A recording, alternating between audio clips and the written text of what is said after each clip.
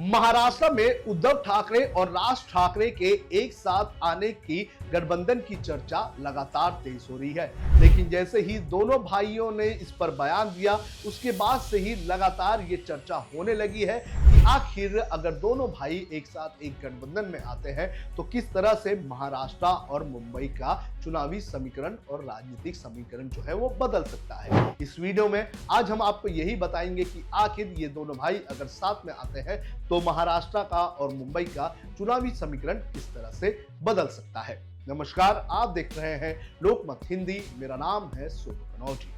आपको बता दें कि कुछ दिनों पहले एक पॉडकास्ट में बात करते हुए राज ठाकरे ने सबसे पहले अपने मतभेदों को दूर करके गठबंधन में आने की बात कही थी। उसके बाद उद्धव ठाकरे ने भी एक मंच को संबोधित करते हुए ये कहा था कि महाराष्ट्र हित में वो गठबंधन कर सकते हैं, लेकिन उनकी कुछ शर्तें हैं। और जैसे ही ये दोनों भाइयों के बयान आए, उन बयानों के बाद से ही लगातार ये चर्चा तेज हो रही है कि क्या दोनों भाई गठबंधन में आएंगे। लेकिन दोनों भाई अगर गठबंधन में आ जाते हैं तो महाराष्ट्र के चुनावी समीकरण क्या हो सकते हैं, एक एक करके हम जानने की कोशिश करते हैं कि किस तरह से महाराष्ट्र में इन दोनों भाइयों के एक साथ आने से चुनावी समीकरण बदल सकते हैं। सबसे पहले बात करते हैं महाराष्ट्र नवनिर्माण सेना की।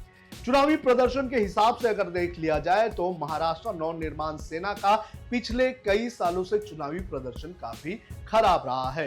पार्टी की अगर बात करें तो इस चुनाव में पार्टी के पास एक भी विधायक जीतकर नहीं आया है। पार्टी पिछले 10 सालों से खराब प्रदर्शन के बाद वापसी की उम्मीद कर रही थी, लेकिन वो निम्न स्तर पर पहुंच गई, यानी कि इस चुनाव में उसके पास एक भी सीट नहीं आई। 2006 में पार्टी के गठन के बाद 2024 में पहली बार पार्टी का महाराष्ट्र में एक भी विधायक नहीं चुनकर आ सका है। यहां तक राज ठाकरे के बेटे अमित ठाकरे भी चुनाव हार चुके हैं। पार्टी ने राज्य भर में 128 सीटों पर चुनाव लड़ा था, लेकिन पार्टी एक भी सीट पर चुनाव जीतकर नहीं आई। मुंबई में एमएनएस ने एकनाथ शिंदे की अगुवाई वाली शिवसेना को सबसे ज्यादा नुकसान पहुंचाया।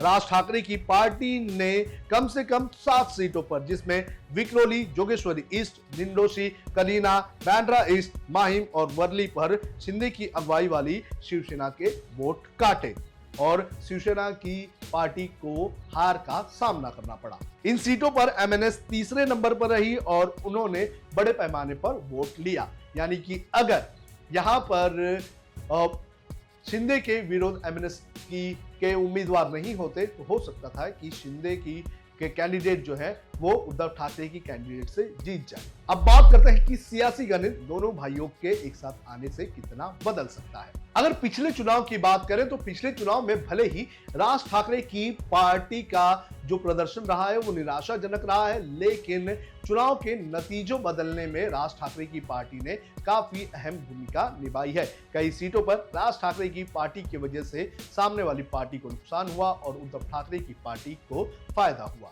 उद्धव की सेना ने जो 20 सीटें जीती हैं, उन 20 में से 10 सीटें एमएनएस प्रत्याशियों को मिले वोटों से भी कम के अंतर से जीती गई है। इससे उद्धव ठाकरे अपनी राजनीतिक प्रासंगिकता बनाए रखने में मदद मिली है और खासकर मुंबई में 10 में से 8 सीटों पर करीबी मुकाबला देखने मिला। इन 8 सीटों में एकनाथ शिंदे की शिवसेना को एमएनएस की तरफ से कड़ी टक्कर मिली थी। अब बात करते हैं राज ठाकरे की महाराष्ट्र नवनिर्माण सेना की। 2006 में राज ठाकरे ने महाराष्ट्र नवनिर्माण सेना का गठन किया था। उन्होंने अपने चाचा से बाला साहेब ठाकरे से बगावत करते हुए नई पार्टी बनाई थी और इसके बाद उन्होंने पहला चुनाव 2009 में लड़ा था और इस 2009 के चुनाव में उनकी पार्टी को बड़े पैमाने पर फायदा हुआ था। पार्टी के 13 विधायक जीतकर आए थे, लेकिन लोकसभा चुनाव की अगर बात करें तो लोकसभा चुनाव में उन्होंने 11 सीटों पर अपने कैंडिडेट्स उतारे थे, लेकिन एक भी सीट पर उन्हें जीत हासिल नहीं हुई थी। हालांकि इसके बाद एमएनएस की किस्मत पलटी और 2014 के लोकसभा चुनाव में पार्टी ने 10 उम्मीदवार उतारे, जिनमें से सभी की जमानत जब्त हो गई। यानी कि 2009 में अच्छा प्रदर्शन था, लेकिन 2014 में पार्टी के सभी जो कैंडिडेट्स थे उनकी जमानत जब्त हो गई। विधानसभा के चुनाव में एमएनएस ने 288 में से 219 सीटों पर चुनाव लड़ा था। 209 सीटों पर उनके कैंडिडेट्स की जमानत जब्त हुई और महज एक ही सीट पर उन्हें जीत हासिल हुई, जो कि राजू पाटिल की थी।